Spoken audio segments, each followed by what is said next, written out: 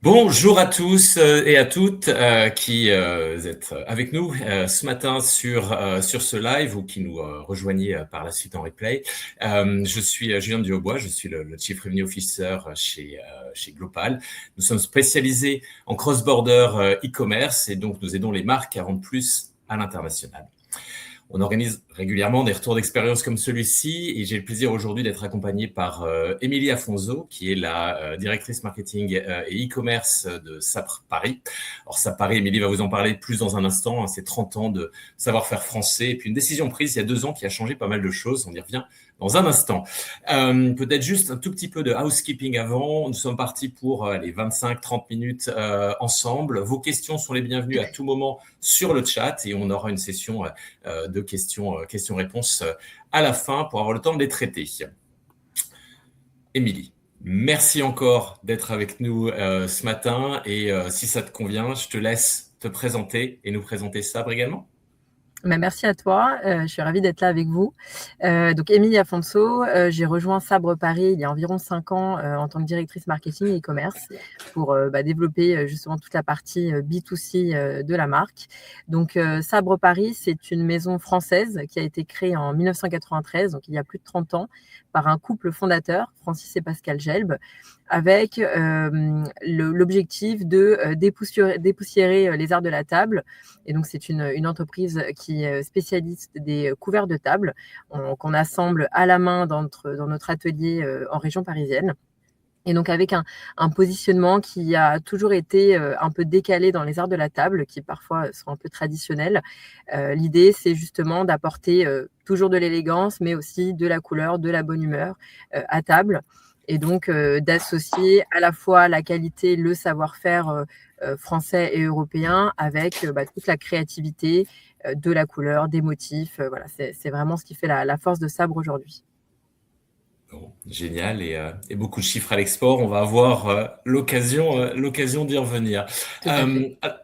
Alors, on a plein de questions qu'on va traiter, mais en fait, ce qu'on va faire aujourd'hui, c'est que il y a un mois, en fait, tu as eu la gentillesse de nous inviter à témoigner à tes côtés lors du colloque de la CAT. Alors, je suis pas sûr que tout le monde connaisse la CAT, mais qui est la Confédération des Arts de la Table, donc dans laquelle, dans la salle, se trouvaient de nombreux acteurs comme Sabre, dans la vaisselle, le linge de maison, etc. Et il y a l'animateur, je me souviens, avait posé une question à l'audience en demandant de lever la main qui parmi vous livre des produits à l'étranger. Donc il y a pas mal de mains qui se sont levées. Et puis il leur a posé ensuite une seconde question qui était parmi ceux qui ont levé la main, qui est pleinement satisfait de la façon dont ça se passe aujourd'hui. Et il y avait quand même beaucoup moins de mains qui étaient levées dans la salle. Et c'est justement pour ça qu'on est là aujourd'hui, pour pouvoir voir comment vous avez fait, ce que vous avez mis en place à ce niveau-là. Et peut-être pour poser un peu le contexte, parce que forcément, côté Global, on travaille avec beaucoup d'acteurs sur le sujet, beaucoup de marques qui vendent ou veulent vendre à l'international. Et ce qu'on constate, c'est que la grande majorité des marques continuent encore aujourd'hui à vendre en ligne avec un site français, un site en anglais, et elles espèrent ainsi pouvoir vendre partout dans le monde, que ce soit à Amsterdam, à Tokyo, en Allemagne ou en Espagne. Mais la réalité, en fait, et ce que les chiffres nous disent, c'est que plus de 76% des acheteurs en ligne, ils préfèrent acheter dans leur propre langue. Et c'est pas une histoire de chauvinisme, de préférence à ce niveau-là. C'est plus que quand c'est dans leur langue, avec les prix dans la bonne devise, avec une livraison adaptée, ils sont plus en confiance. Le taux de conversion peut aller jusqu'à doubler.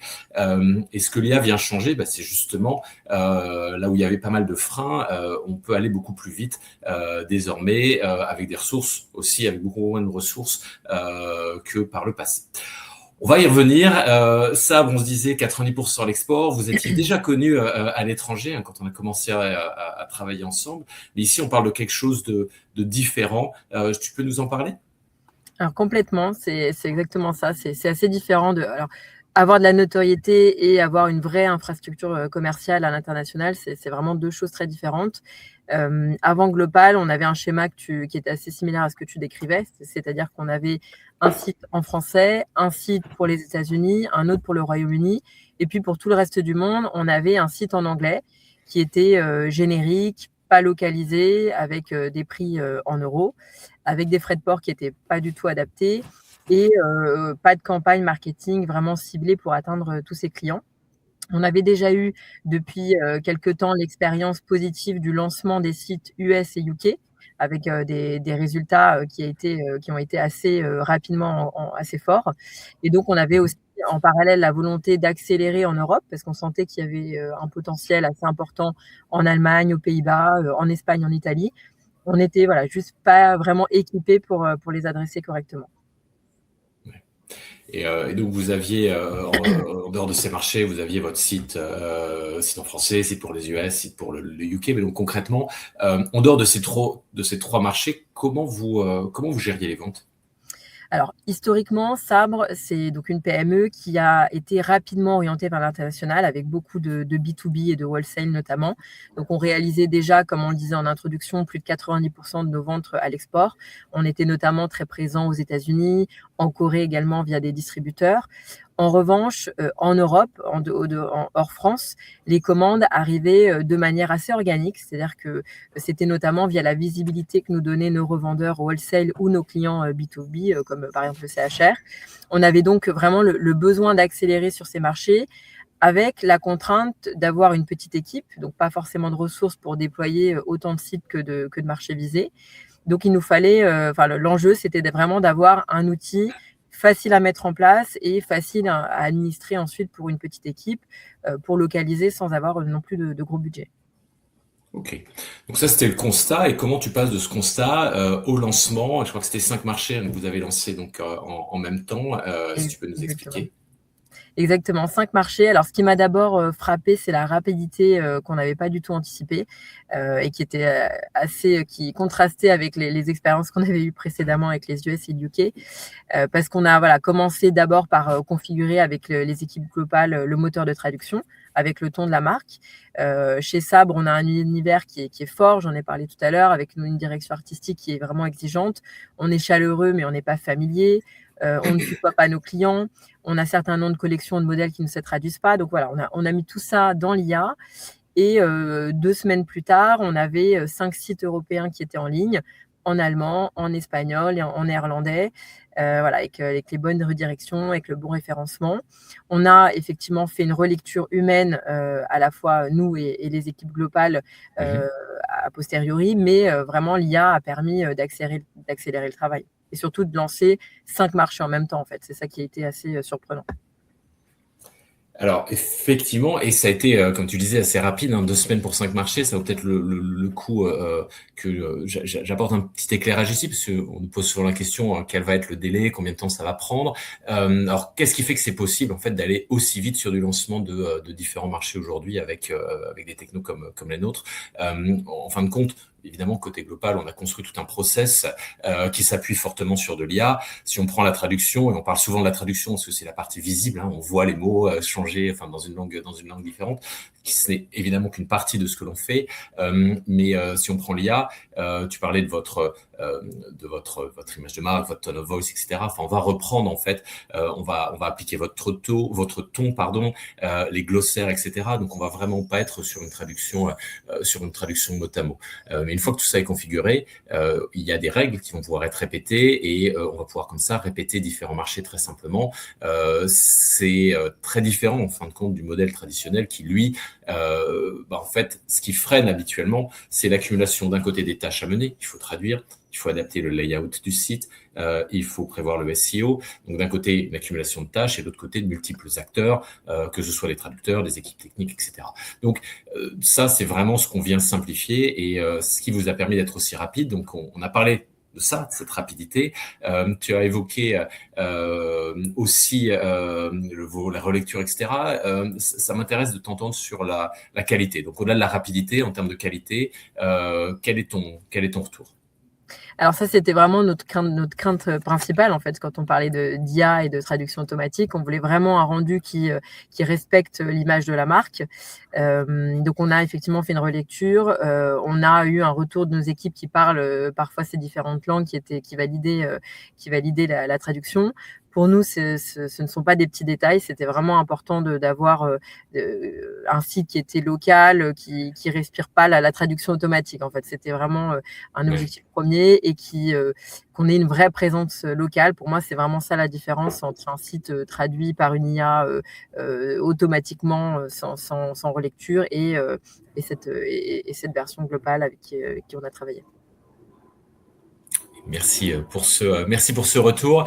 On va arriver au moment que tout le monde attend, enfin, j'imagine, les chiffres, les résultats. Qu'est-ce que vous avez observé? Qu'est-ce que tu peux nous partager à ce niveau-là? Alors, la première grande surprise, ça a été l'Allemagne. C'était un des 5 premiers marchés là, qu'on a lancés. On savait que c'était un marché à potentiel, mais on a été quand même très surpris par l'ampleur de la croissance. En quelques semaines, on était à plus 100% de croissance par rapport à la période précédente. On a quasiment fait x2 également par rapport à l'année précédente, donc sur la même période.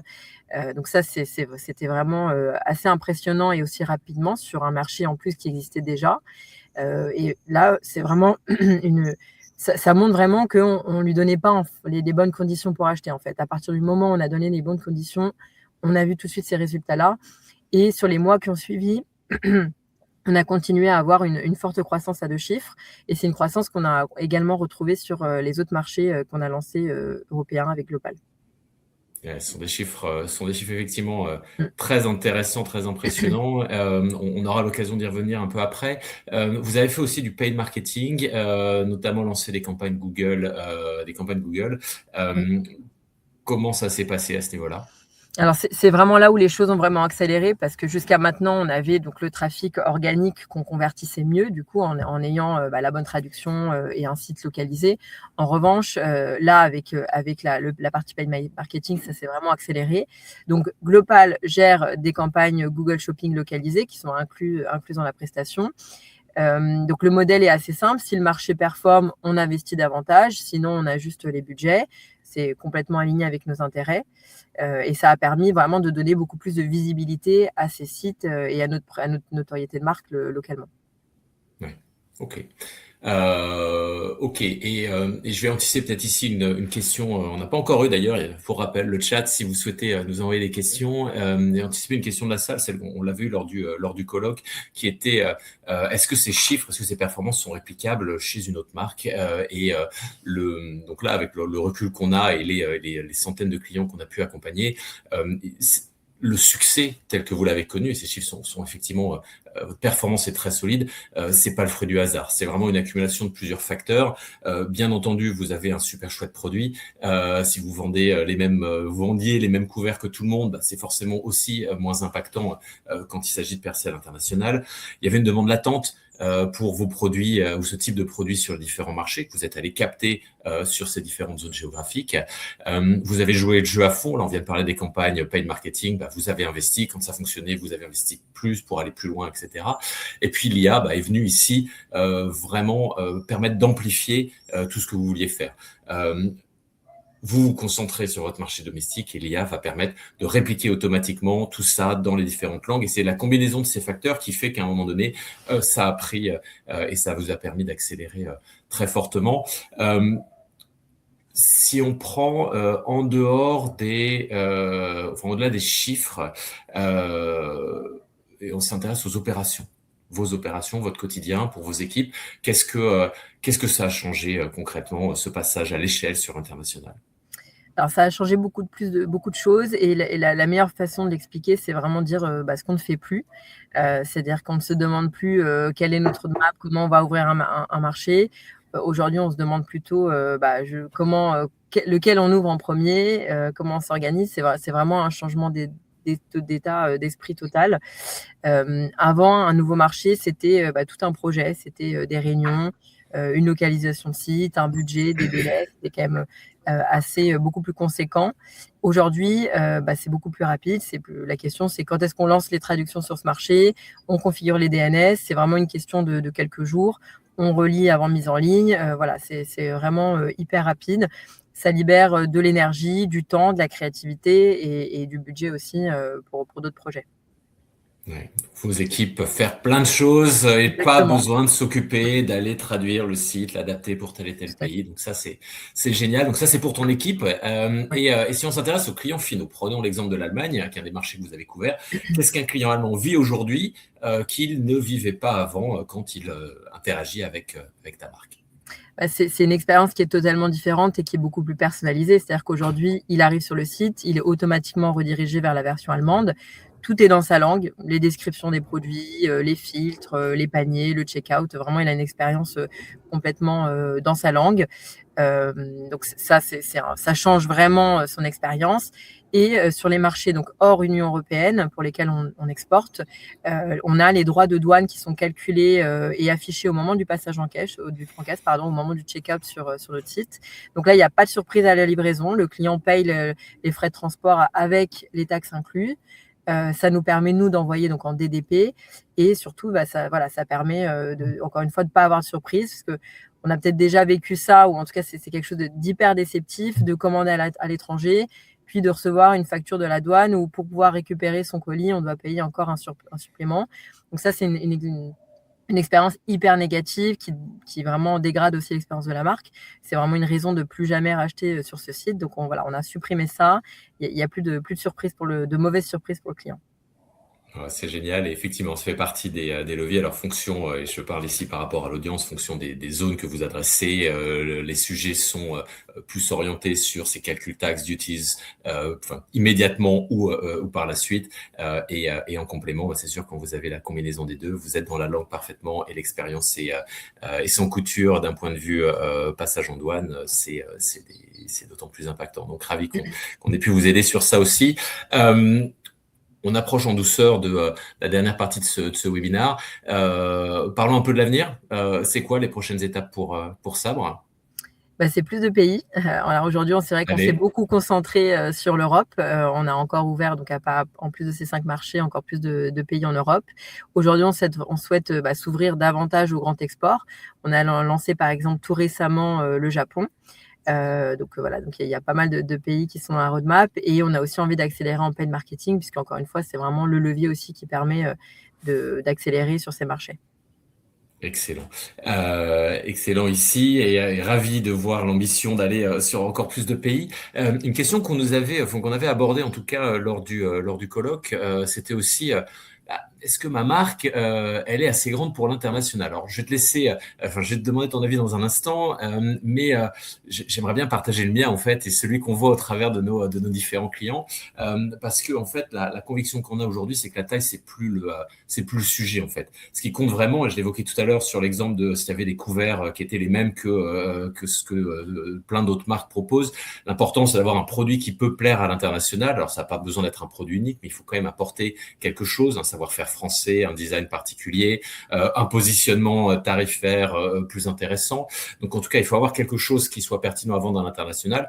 Et il faut ensuite avoir l'envie d'y aller. C'est vraiment ce qui, je pense, a fait aussi votre succès côté Sabre, parce qu'après on entend souvent, bon, ok, on verra ça plus tard quand on sera grand, comme si l'international était la conséquence de la croissance. Et on a la conviction chez Global qu'on peut voir les choses dans l'autre sens, vraiment voir l'international comme un levier de croissance, un accélérateur de croissance. À l'inverse, ne pas y aller, c'est laisser d'autres prendre la place. Et on sait aussi, on a parlé de paid marketing avec toi, de campagne Google et autres, mais il y a aussi tout un travail sur le SEO, sur l'organique, et ça prend du temps en fait. Et ne pas y aller aujourd'hui, c'est quelque chose que vous ne pourrez pas, c'est du temps perdu aujourd'hui, ne se rattrapera pas demain. Donc ça, c'est vraiment notre conviction. Mais voilà, quel est toi ton avis et quel sera un peu ton dernier mot aussi pour les autres marques présentes à nos côtés aujourd'hui? Je partage ton commentaire. C'est vrai que pour moi, on a tous besoin d'aller chercher des relais de croissance et ça passe beaucoup par l'international, pas uniquement par le marché domestique. Pour moi, l'international, c'est maintenant. C'est pas dans 1, 2, 3 ans. C'est important de s'y mettre rapidement. Sabre, c'est pas une marque du CAC 40. On est une maison à taille humaine, familiale, avec des petites équipes marketing. Et pourtant, aujourd'hui, on vend dans plus de 20 pays avec des expériences qui sont localisées, avec des campagnes actives. Donc, encore une fois, voilà, c'est avoir les bons outils qui nous permet, même avec des ressources et une taille moins importante, de pouvoir aller atteindre ces marchés et des relais de croissance à l'étranger. Absolument. Et vous avez une chouette histoire, hein. Vous avez construit une très belle identité de marque en 30 ans.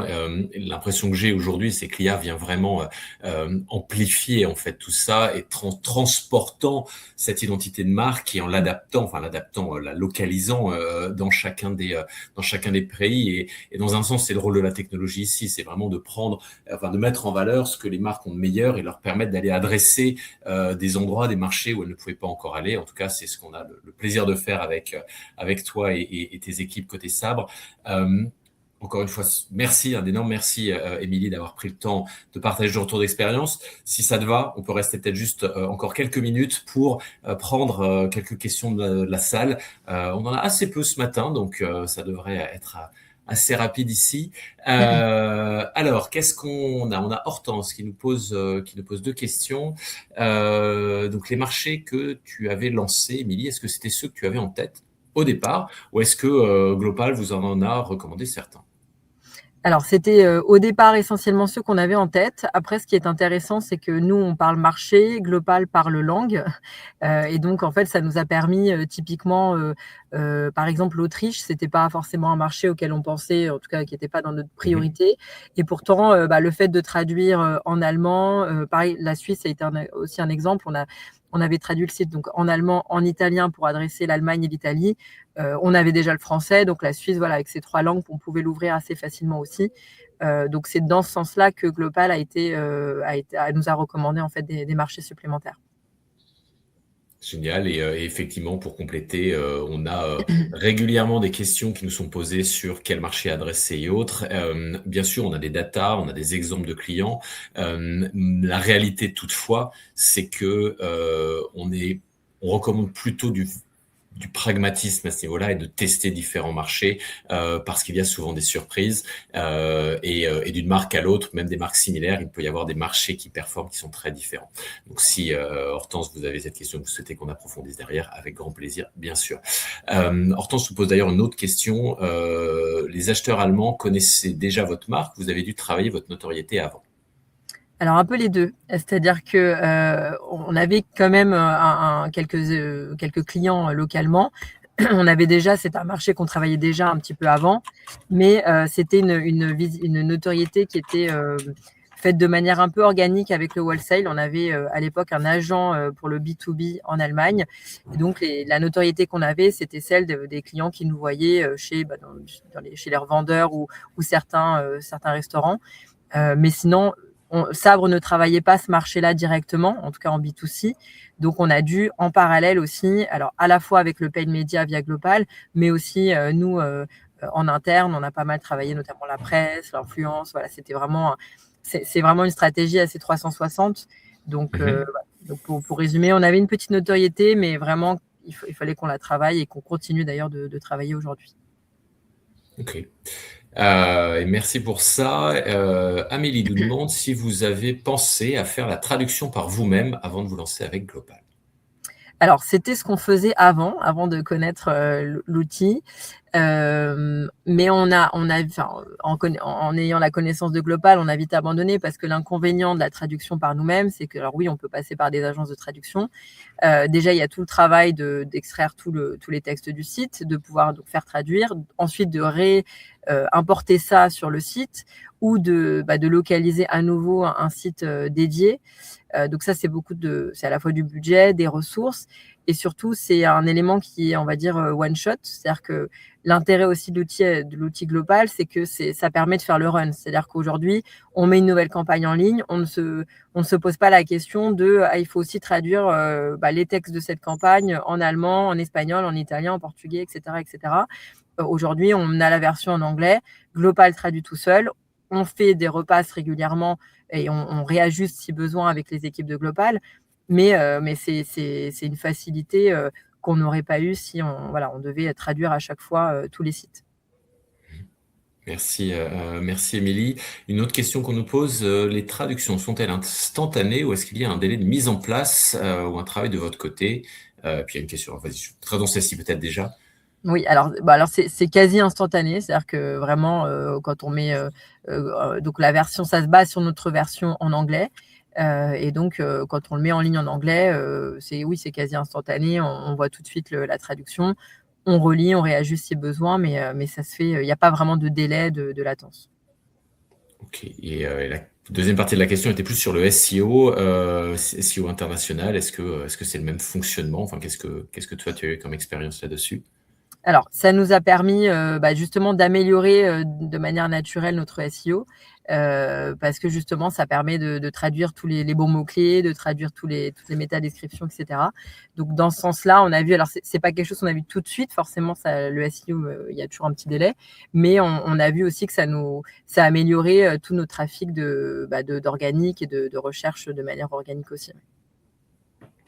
Exactement. Et ce que je disais tout à l'heure, le SEO, effectivement, est travaillé avec tout ce que tu as pu décrire, et ça prend du temps, donc ça se construit. C'est vrai que le conseil qu'on a, c'est généralement de démarrer le plus tôt possible ce travail SEO à l'international. On a derrière Stéphane qui nous... merci Émilie. Combien de budget ads faut-il prévoir pour commencer à lancer, sachant que notre marque n'est connue qu'en France? Alors, pour le budget pour les marchés qu'on travaille avec Global, on a vraiment commencé petit. C'est-à-dire qu'on n'a pas eu des gros budgets. Je crois que de mémoire, on a peut-être commencé avec 1 000 € par mois, par marché. Donc, c'était pas. Enfin, voilà, c'est vraiment une optique de test and learn. En tout cas, nous, c'est comme ça qu'on l'a pris chez Sabre. Et l'outil de Global et les équipes aussi qui nous accompagnent de Global, on échange régulièrement avec eux. On peut ajuster assez rapidement, c'est-à-dire qu'on a un objectif de ROI sur lequel on veut pas, enfin de ROS sur lequel on veut pas, auquel on veut pas être en dessous. Et donc en fait l'outil aussi de Global permet d'ajuster et avec cet objectif-là, si on sent qu'on est bon et qu'il y a du potentiel, l'outil augmente les budgets. On échange bien sûr si besoin, mais ça permet d'ajuster tous ces budgets-là. Mais on a commencé avec pas des très gros budgets, surtout que l'idée c'était de faire beaucoup de marchés. Donc l'idée c'était pas de multiplier non plus et d'exploser le budget sans savoir vraiment si ces marchés étaient intéressants ou pas en termes de paid media. Et on a parlé pas mal de Google. Je ne sais plus, est-ce que toi, une autre question qu'on nous pose, est-ce que vous avez lancé des ads sur Meta? Alors, pas sur les marchés globaux, mais ça fait partie des échanges qu'on a justement avec les équipes pour la prochaine étape. Là, on avait vraiment une optique, une vision très héroïste au démarrage. C'est pour ça qu'on a privilégié plutôt Google, Ouais. pour justement voir comment on améliorait la conversion, comment on optimisait tout ça. Mais la prochaine étape, effectivement, c'est d'avancer plutôt sur la notoriété. Et là, Meta va peut-être plus nous aider que Google sur ça. Oui. Et la question était, nous semblons, Global semble aussi traduire les ads sur Meta. Effectivement, c'est aussi quelque chose que l'on fait, mais comme tu l'as dit, Meta est souvent plus orienté sur l'awareness de la marque versus un Google qui va sûrement être un peu plus ROIs. Alors, dernière question ici, Camille nous demande, pour les ads, on travaille avec des agences, est-ce que cela pose souci? Eh ben non, ça pose pas de souci. On est exactement dans le même cas, c'est-à-dire qu'on a donc certains marchés pour lesquels on travaille avec Global, et on a des marchés, nos gros entre guillemets marchés pour lesquels on a des budgets plus conséquents, notamment par exemple la France, les US, le UK, avec lesquels on travaille avec une agence. Donc ça pose pas du tout de souci. L'agence se coordonne. On a des campagnes qui sont vraiment différenciées. C'est beaucoup d'organisation et de bien se coordonner au démarrage pour pas multiplier les comptes et les campagnes publicitaires. Mais une fois que tout est bien nommé, que tout le monde sait quelle campagne s'adresse à quel marché, ça pose pas de souci. En tout cas, nous c'est comme ça qu'on fonctionne. Génial. Et Camille demande également, pouvez-vous me rappeler en combien de temps Global vous a lancé?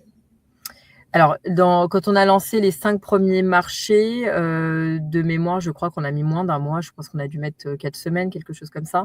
Ça a été assez rapide. Bon, après, c'était les premiers marchés, donc on a forcément aussi dû un petit peu de temps de mise en place aussi chez nous et pour bien se synchroniser. Mais maintenant, quand on a un nouveau marché, après, ça dépend aussi de notre roadmap et de notre temps disponible et celle de Global, bien sûr. Mais une fois que c'est lancé, en quelques jours, en max 2 semaines, on a un nouveau marché qui est lancé. Merci pour ça. Et alors, je crois que tu en parlais tout à l'heure, mais là, on nous redemande sur la qualité de traduction. Si tu peux peut-être juste, en quelques mots, redonner ton avis dessus.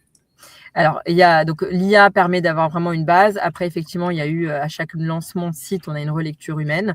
Ça permet de réajuster certains éléments, de bien s'assurer que, par exemple, certains noms de collection ne se traduisent pas. Enfin, voilà, on travaille vraiment tout ce glossaire avec Global.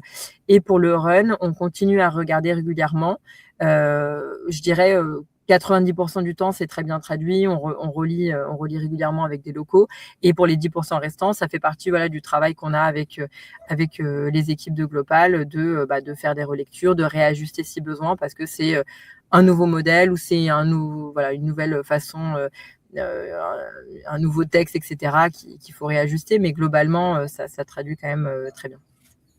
Et c'est quelque chose, parce qu'aujourd'hui, autant il y a 2 ans, on nous comparait uniquement à des agences de traduction, autant aujourd'hui, il existe des petits outils d'IA, on peut faire de l'IA soi-même, hein, et la réalité que tu viens de très bien décrire, c'est qu'il y a bien, malgré tout un travail qui est fait sur sur la qualité, etc., il y a toujours à un moment donné des nuances, des choses sur lesquelles il y a besoin d'avoir